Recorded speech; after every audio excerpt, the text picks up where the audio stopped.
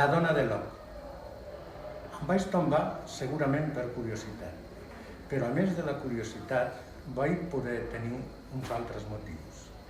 Em vaig tombar per recança d'haver deixat la meva llibrella de plata, per descuit mentre s'encordava la corretja de la sandàlia, per no haver de continuar mirant el clatel virtuós del meu marit John, per la certesa sobtada que si moria, ell ni tan sols s'hauria aturat. Per la desobediència natural dels humils, per parar l'orella i sentir que ens empaitaven. Commoguda pel silenci, amb l'esperança que Déu s'hauria repensat. Les nostres dues filles desapareixien ja darrere del turó.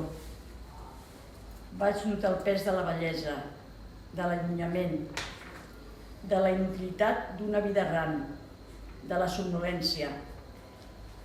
Em vaig tombar en deixar el parcel a terra.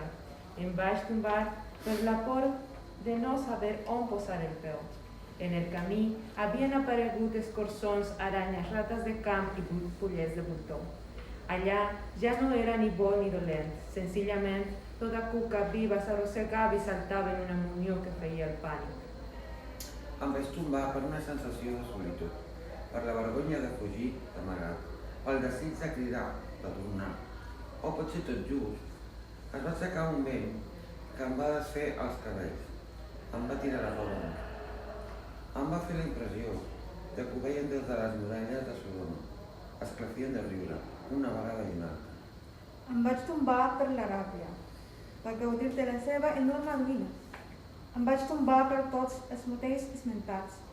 Em vaig tombar no pas per pròpia voluntat. Va ser un roc que va caure sota els meus peus.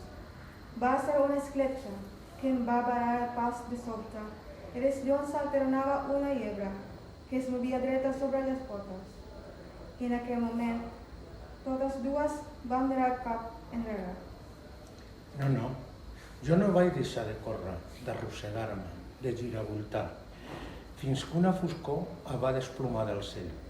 Amb ella, una grava calenta i una pluja d'aus mortes. Per la manca d'alè, vaig perdre l'equilibri moltes vegades. Si algú m'hagués vist, hauria cregut que ballava. És possible que tingués els ulls oberts. És possible que caigués de cara, mirant cap a la ciutat.